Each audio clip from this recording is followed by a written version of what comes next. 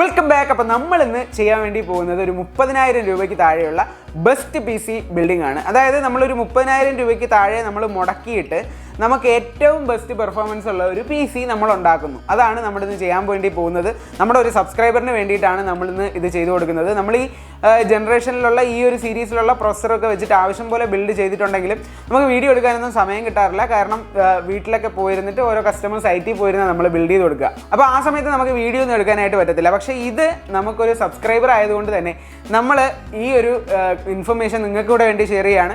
ഇതിൽ നമ്മൾ ശ്രദ്ധിച്ചിട്ടുള്ള കുറച്ച് കാര്യങ്ങളെന്ന് പറഞ്ഞാൽ, നിങ്ങൾക്ക് ഏറ്റവും കൂടുതൽ ആൾക്കാർ ചോദിച്ചിട്ടുള്ള കാര്യത്തിൽ ഒന്നാണ് വാറണ്ടി കറക്റ്റായിട്ട് കിട്ടുന്ന സാധനങ്ങൾ തന്നെയാണോ മേടിച്ചിരിക്കുന്നത് എന്നുള്ളത്. അപ്പോൾ ഇതിൽ നമ്മൾ വാറണ്ടി എല്ലാ സ്ഥലത്തും നല്ല രീതിയിൽ കിട്ടുന്ന പ്രോഡക്റ്റുകളാണ് നമ്മൾ ഏറ്റവും കൂടുതൽ ഇതിനകത്ത് ഇൻക്ലൂഡ് ചെയ്തിരിക്കുന്നത്. എന്ന് വെച്ചിട്ട് നമ്മൾ പെർഫോമൻസിലോ മറ്റു കാര്യത്തിലോ യാതൊരു കോംപ്രമൈസും ഈ ബഡ്ജറ്റിനകത്ത് നിൽക്കുന്നതിൽ നമ്മൾ ചെയ്തിട്ടില്ല എന്നുള്ളതാണ്. പലരും എപ്പോഴും ചോദിക്കുന്നതാണ് ഇൻ്റൽ വേണോ AMD വേണോ എന്നുള്ളൊരു സംശയം എന്ന് പറയുന്നത്. ഇൻ്റലിൽ ഇപ്പോൾ ഈ ലേറ്റസ്റ്റ് ആയിട്ട് ഇറങ്ങിയിരിക്കുന്ന 12th ജനറേഷൻ എന്ന് പറയുന്നത് AMDക്ക് കൊടുത്ത ഒരു ചെറിയൊരു അടി എന്ന് വേണമെങ്കിൽ പറയാവുന്ന രീതിയിലുള്ള ബെസ്റ്റ് പ്രോസസ്സേഴ്സാണ് ഇപ്പോൾ ഇൻ്റൽ ഇറക്കിയിരിക്കുന്ന. സിംഗിൾ കോർ പെർഫോമൻസ് എന്നൊക്കെ പറഞ്ഞാൽ ഹെവി ആയിട്ടുള്ള പെർഫോമൻസ് ഞാൻ എൻ്റെ ബിൽഡിൽ എനിക്ക് അനുഭവിച്ച് മനസ്സിലാക്കാൻ പറ്റിയ സാധനമാണ്. അതുകൊണ്ട് തന്നെ നമുക്ക് AMD ആണോ ഇൻ്റൽ ആണോ ബെറ്റർ എന്ന് ചോദിച്ചാൽ, ഇപ്പോൾ ഈ ലൈനപ്പിൽ വന്നിരിക്കുന്ന 12th ജനറേഷൻ പ്രോസസ്സർ ഇൻ്റൽ ഒന്ന് നോക്കുകയാണെങ്കിൽ അതാണ് ഏറ്റവും കൂടുതൽ ബെസ്റ്റ് എന്ന് ഞാൻ എൻ്റെ അഭിപ്രായം പറയും. പിന്നെ അതിൻ്റെ ഏറ്റവും കൂടുതൽ ഒന്ന് നോക്കുമ്പോൾ നമ്മൾ ഈ 30,000 രൂപയ്ക്ക് താഴെ ചെയ്യുന്ന ബിൽഡിലല്ല അതിൻ്റെ പൂർണ്ണമായിട്ടുള്ള ക്വാളിറ്റി നിങ്ങൾക്ക് മനസ്സിലാക്കാൻ വേണ്ടി പറ്റുക. അതിന് വേണമെങ്കിൽ നിങ്ങൾ i7 i9 12th ജനറേഷനൊക്കെ ചെയ്യേണ്ടി വരും. പക്ഷേ നമുക്ക് എന്തുകൊണ്ടും ഈ ഒരു പ്രൈസ് റേഞ്ചിൽ നമുക്ക് ചെയ്യാൻ പറ്റുന്ന ബെസ്റ്റ് പി സി ബിൽഡിൽ നമുക്ക് ഇൻക്ലൂഡ് ചെയ്യാൻ പറ്റുന്ന ഒരു ഐറ്റം തന്നെയാണ് നമ്മുടെ 12100 എന്ന് പറയുന്ന ഈ ഒരു i3 പ്രോസസ്സർ. ഇത് നമ്മുടെ 12th ജനറേഷൻ പ്രോസസ്സറാണ്. നമുക്ക് 10th ജനറേഷനിൽ അല്ലെങ്കിൽ അതിൻ്റെ താഴെയുള്ള ജനറേഷനിൽ i7 വരെ വേണമെങ്കിലും നമുക്ക് ഇതുമായിട്ട് കമ്പയർ ചെയ്യാനായിട്ട് പറ്റും എന്നുള്ളതാണ്. മൾട്ടി കോറിൻ്റെ പെർഫോമൻസ് കാര്യത്തിലല്ല, സിംഗിൾ കോറിൻ്റെ പെർഫോമൻസിൻ്റെ കാര്യത്തിൽ. സിംഗിൾ കോർ എന്ന് പറയുമ്പോൾ നിങ്ങൾ വിചാരിക്കും ഇതിനകത്ത് സിംഗിൾ കോർ മാത്രമായിരിക്കും ഉള്ളത്. അറിയാത്തവർക്കാണ് കേട്ടോ. അറിയാവുന്നവർക്ക് i3 എന്താണ് i5 എന്താണെന്നൊക്കെ വളരെ വ്യക്തമായിട്ട് അറിയാൻ നമ്മൾ പറയേണ്ട കാര്യമില്ല. പക്ഷേ പുതിയതായിട്ട് ഒരാൾ വരികയാണെങ്കിൽ, അറിയാത്ത ആളാണെങ്കിൽ 4 കോർ 8 ത്രെഡൊക്കെ വരുന്നുണ്ട്. 12 MB ക്യാഷ് മെമ്മറി ഇതിനകത്ത് വരുന്നുണ്ട്. പിന്നെ നമുക്ക് 730 ഇൻ്റലിൻ്റെ UHD ഗ്രാഫിക്സ് നമുക്ക് ഇതിനകത്ത് വരുന്നുണ്ട്. അപ്പോൾ അതുകൊണ്ട് തന്നെ നമ്മൾ ഇതിനകത്ത് വേറെ ഗ്രാഫിക് കാർഡുകളൊന്നും വെക്കുന്നില്ല. ഗ്രാഫിക്സ് നമ്മൾ ഇത് തന്നെയാണ് ഉപയോഗിക്കുന്നത്. അതിൻ്റെ പ്രധാന ഒരു കാരണം എന്ന് പറഞ്ഞാൽ, ഇതിൻ്റെ ഈ ഒരു പ്രൈസ് റേഞ്ചിൽ നമ്മൾ വെക്കാനായിട്ട് ഉദ്ദേശിക്കുമ്പോൾ അതിനകത്ത് കിട്ടുന്ന ഗ്രാഫിക്സ് കാർഡുകൾ ഏതൊക്കെയാണോ അതിനേക്കാൾ ബെറ്റർ പെർഫോമൻസ് ഇതിൻ്റെ ഗ്രാഫിക്സിൽ നിന്ന് കിട്ടും എന്നുള്ളത് കൊണ്ട് തന്നെ നമ്മൾ ഗ്രാഫിക് കാർഡിന് വേണ്ടി വേറെ എമൗണ്ട് നോക്കുന്നില്ല. ഇതിൻ്റെ ഗ്രാഫിക്സ് തന്നെ ഉപയോഗിക്കുന്നു. കുറഞ്ഞ ഒരു 4,000-നും 5,000-നും അകത്തൊക്കെ വരുന്ന ഒരു ഗ്രാഫിക് കാർഡൊക്കെ നിങ്ങൾ അഡീഷണൽ മേടിച്ച് കാശ് കളയുന്നതിനേക്കാൾ നല്ലത് എൻ്റെ അഭിപ്രായത്തിൽ ഇതിൻ്റെ 730 ഗ്രാഫിക്സ് ബെറ്ററാണ്. അപ്പോൾ അത് ഉപയോഗിച്ച് കഴിഞ്ഞിട്ടുണ്ടെങ്കിൽ നിങ്ങൾക്ക് വേണമെങ്കിൽ പിന്നീട് ഗ്രാഫിക്സ് ആഡ് ചെയ്യണമെങ്കിൽ നല്ല ഗ്രാഫിക് കാർഡ് ഏതെങ്കിലും മേടിച്ച് ആഡ് ചെയ്താൽ ഇതിനകത്തൊക്കെ ഉപയോഗം കൂടിയുള്ളൂ എന്നുകൂടെ മനസ്സിലാക്കേണ്ടതുണ്ട്. അതുകൊണ്ടാണ് നമ്മൾ പ്രോസസ്സർ എടുക്കാതെ ഇത് തന്നെ എടുത്തത്. നമ്മൾ കുറച്ചുകൂടെ ഗ്രാഫിക്സ് ഒക്കെ നല്ല ആഡ് ചെയ്യുന്നുണ്ടായിരുന്നെങ്കിൽ നമ്മൾ Fൻ്റെ പ്രോസസ്സർ എടുത്തേനെ. ഇതിൻ്റെ തന്നെ പ്രോസസ്സർ വരുന്നുണ്ട്, ഗ്രാഫിക്സ് ഇല്ലാത്ത പ്രോസസ്സർ. അപ്പോൾ നമ്മൾ ഇതിന് വേണ്ടി ഉപയോഗിക്കാൻ ഉദ്ദേശിക്കുന്ന മദർബോർഡ് എന്ന് പറഞ്ഞാൽ Gigabyteൻ്റെ H610MS എന്ന് പറയുന്ന മദർബോർഡാണ്.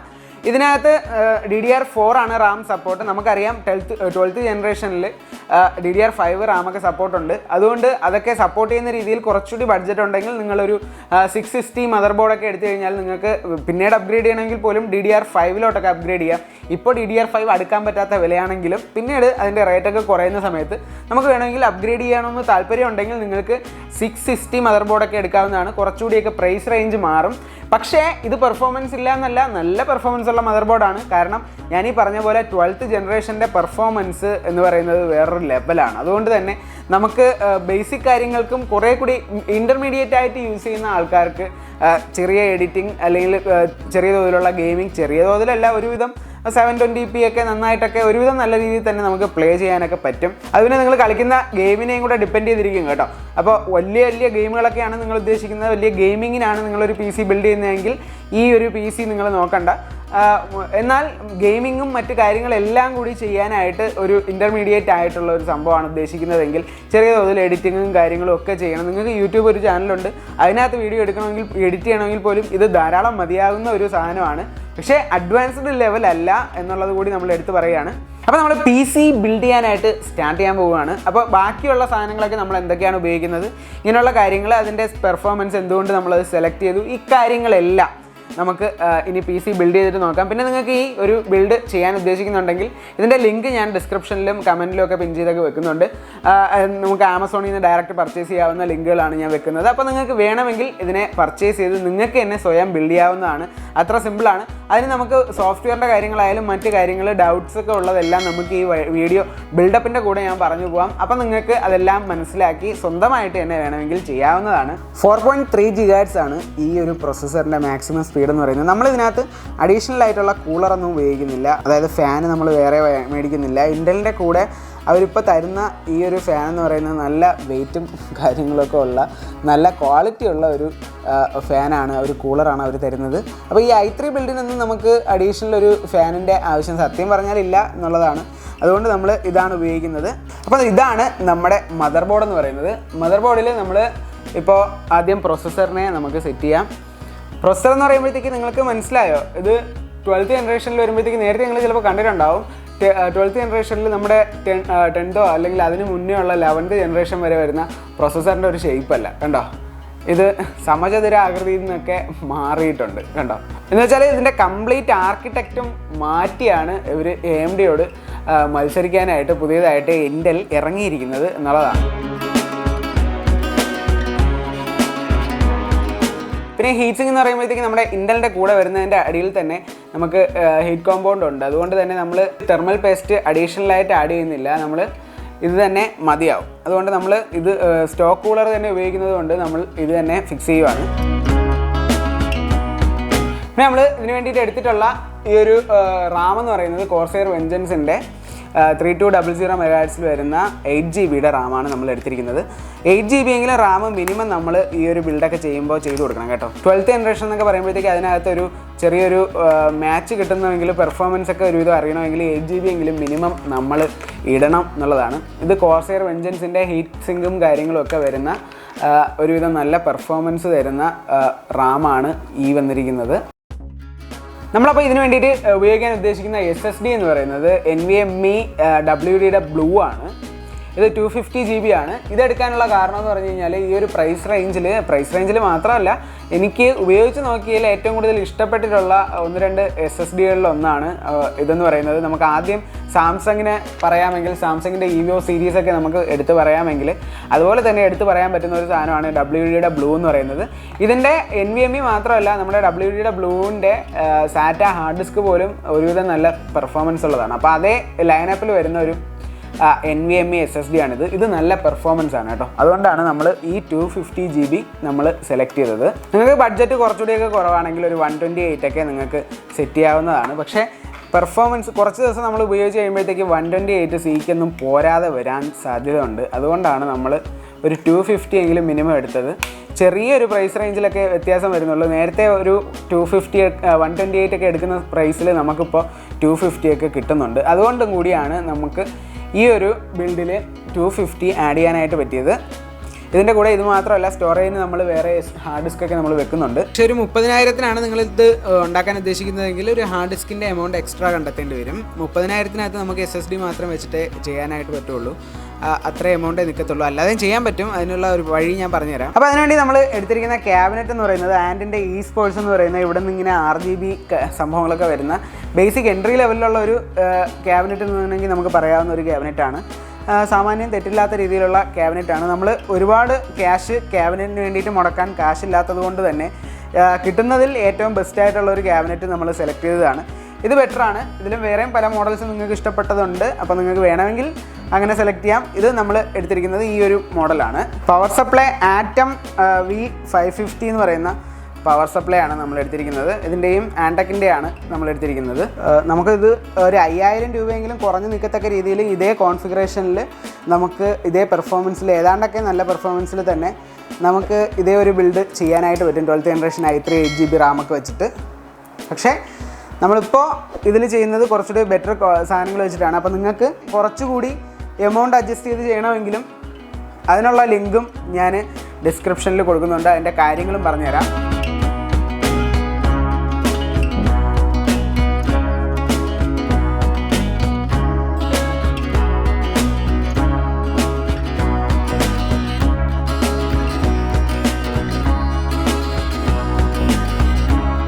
നമ്മളിവിടെ ഹാർഡ് ഡിസ്ക് സെറ്റ് ചെയ്തു. ഇവിടെ ഇളക്കിയിട്ടാണ് നമ്മൾ സെറ്റ് ചെയ്യേണ്ടത്. ഹാർഡ് ഡിസ്കിനെ ഇളക്കിയെടുത്തിട്ട് ഹാർഡ് ഡിസ്ക് വയ്ക്കാനുള്ള ഈ കേസിനെ ഇളക്കിയെടുക്കുക. എന്നിട്ട് ഹാർഡ് ഡിസ്ക് സെറ്റ് ചെയ്ത് വെക്കുക.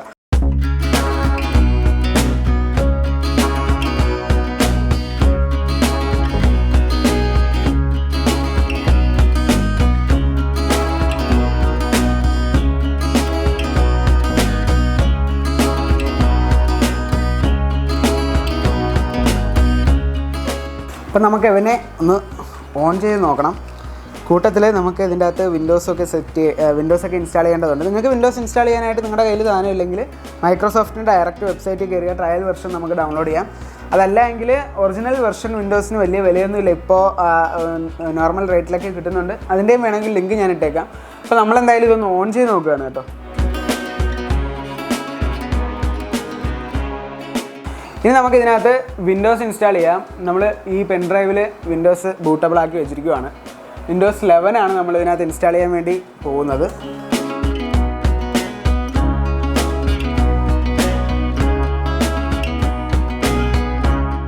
ഇതിൻ്റെ കൂടത്ത് ഈ മോണിറ്റർ വരുന്നില്ല കേട്ടോ. നമ്മൾ CPU-ൻ്റെ ബിൽഡിൻ്റെ കാര്യം മാത്രമാണ് പറഞ്ഞത്. ഇപ്പോൾ ഇത് തന്നെ ഒരു 30,000 രൂപയ്ക്കകത്ത് നമ്മുടെ ഈ ഒരു ബിൽഡിന് ചിലവ് വരുന്നുണ്ടെങ്കിൽ ഇതിനകത്ത് നിങ്ങൾക്ക് നമ്മുടെ റാം കുറച്ചുകൂടി കുറഞ്ഞ റാം എടുത്തു കഴിഞ്ഞാൽ, അതായത് A-Dataയുടെയോ മറ്റോ ഏതെങ്കിലും ഒരു റാം എടുത്തു കഴിഞ്ഞാൽ ഒരു 500-600 രൂപ കുറഞ്ഞിരിക്കും. പിന്നെ നമുക്ക് ഈ ക്യാബിനറ്റും SMBS-ഉം കൂടി തന്നെ 5000 രൂപയ്ക്ക് പുറത്ത് വില വരുന്നുണ്ട്. അപ്പോൾ നിങ്ങൾക്ക് വേണമെങ്കിൽ ഇതിനെ കുറഞ്ഞ രീതിയിൽ എടുത്തു കഴിഞ്ഞാൽ, അതായത് നമുക്ക് ഈ ഒരു ബിൽഡിന് ഇത്രയും വലിയ ക്യാബിനറ്റിൻ്റെ SMBS-ൻ്റെ ആവശ്യം സത്യം പറഞ്ഞാൽ ഇല്ല, എങ്കിലും നമ്മളൊരു അപ്ഗ്രേഡ് പ്ലാൻ അവർക്ക് ചെയ്യാൻ താല്പര്യമുണ്ട് എങ്കിൽ അതിന് കൂടി സപ്പോർട്ട് ചെയ്യത്തക്ക രീതിയിൽ ഒരു ഗ്രാഫിക് കാർഡൊക്കെ വെക്കുകയാണെങ്കിൽ അതിനുകൂടി നല്ല രീതിയിൽ സപ്പോർട്ട് ചെയ്ത രീതിയിലാണ് നമ്മളൊരു 550 ഒക്കെ SMBS വെച്ചത്.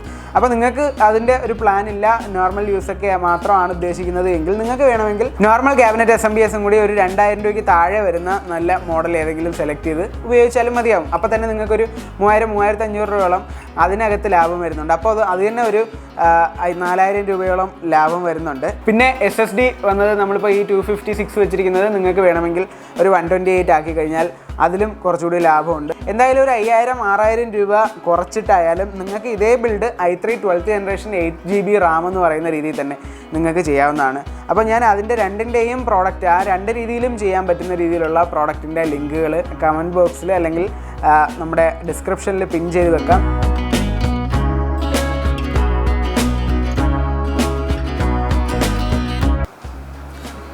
നമുക്കിനി ഇതിൻ്റെ ബൂട്ടിംഗ് സ്പീഡ് എങ്ങനെയുണ്ടെന്ന് നോക്കാം. ബൂട്ടിങ്ങിൻ്റെ സ്പീഡ് നമ്മൾ ഇപ്പോൾ ഇതിനകത്ത് വിൻഡോസ്, ഓഫീസ് അങ്ങനെയുള്ള ബേസിക് സോഫ്റ്റ്വെയർസ് എല്ലാം ഇട്ടിട്ടുണ്ട്.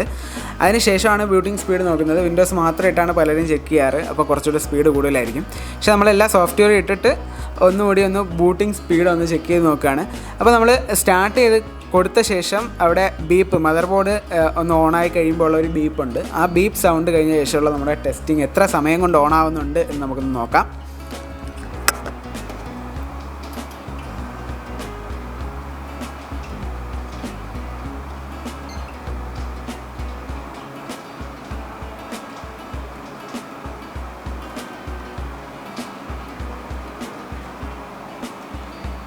എട്ട് സെക്കൻഡ് കൊണ്ട് ഓണായി.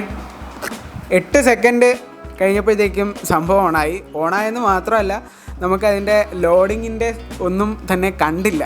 അതിന് മുന്നേ തന്നെ സാധനം ഓണായി നിൽക്കുവാണ് ഫ്രണ്ട്. ഇതിൻ്റെയൊക്കെ ഒരു i7 i9 ഒക്കെ ചെയ്ത് കഴിഞ്ഞാൽ വേറെ ലെവലാണ് സാധനം.